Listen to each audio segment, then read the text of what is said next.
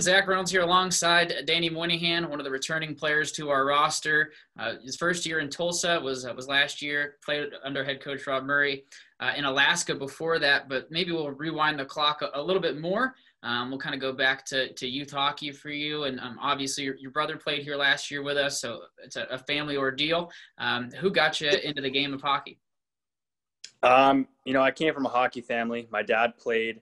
My uncle played at Cornell. My cousins played at Northeastern and UConn. So I was always hopping around from rink to rink, But yeah, definitely my dad, he was always pushing me and my brother to love the game of hockey. And you mentioned, a lot of your uncle and your cousins, they went on to play D1, and you and Connor went and played in the Quebec Major Junior League. Yeah. What led you to that decision of playing there? And while you were there in Halifax, what was your experience like? Yeah, so we got invited to camp, and even when we went up, we weren't sure what we were going to do. We weren't sure if we were going to go D1 or if we were going to sign in Halifax. And as soon as we got up there to Halifax, me and my brother absolutely loved it. It's an amazing city, sold out. You're looking at like 11,000 fans, and they do that all the time. So it was just like a whole new, experience for us, and we absolutely loved it. So we decided to stay in Halifax, and we just love the city in general. We still have a lot of close friends there, and I think that place will always be home to us. And you also played a few more places, but a big thing for you last year, had your second stint in the AHL, this time with Manitoba, the first time with Utica, and you were able to put the puck in the back of the net, picked up your first AHL goal, and it was your first game with Manitoba, right? That kind of walk us through what that experience was like and how you ended up in Manitoba. Yeah, so the season before, I didn't play, and my whole off season, my whole goal was to have a great season in Tulsa and to get a shot up in the A. I thought I had a really good start and a good season, and I got that opportunity, and in the first game, like you said, I ended up scoring a goal, and it was an awesome feeling. I felt really accomplished, and it was just a great experience for me, and it'll always be one of my, top memories in hockey, really. 'Cause the season before, I wasn't even sure if I was going to be able to play again. So, everything just worked out, and, I'm really grateful for that. And we've talked to a few of the guys already about this. When you play at the level that you do and, have since you've been very young, you get to travel to a lot of places playing hockey. You mentioned how much you like Halifax, but what about maybe some places you've been to on the road, or maybe places you've been to, for tournaments? What are some of the places that really jump off the page to you and that you really enjoyed? Yeah, so Halifax definitely, and my first stint as a pro in Alaska was awesome. It was an amazing experience.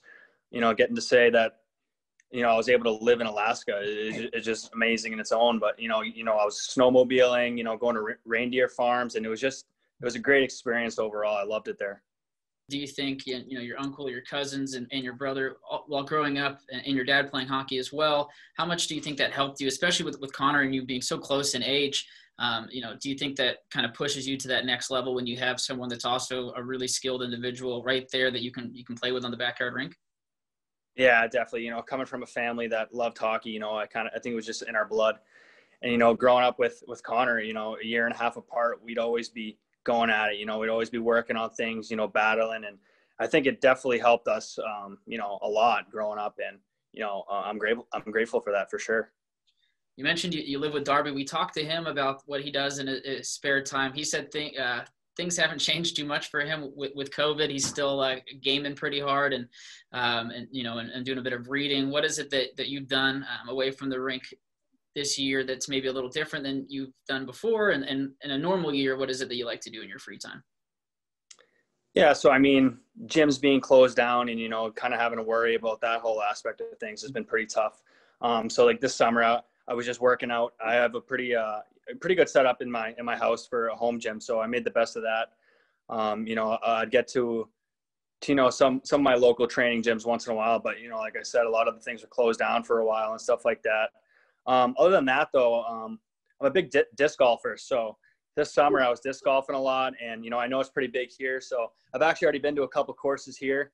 I think after this call I'm going to head out and go play another round. So I love disc golfing, so that's kind of something I do away from the rink. When did you start playing disc golf, and what got you into it? Yeah, so every summer, me and my brother and my dad, we'd go out. Not serious. We'd go out with like one disc each, and we'd play a couple times a summer. And this past, with COVID and everything, the quarantine, I was pretty bored. So I kind of started to, take it a little bit more seriously. And, now I have a full bag, and I love to get out there. And I think it's just a great opportunity to, get outside and, do something different.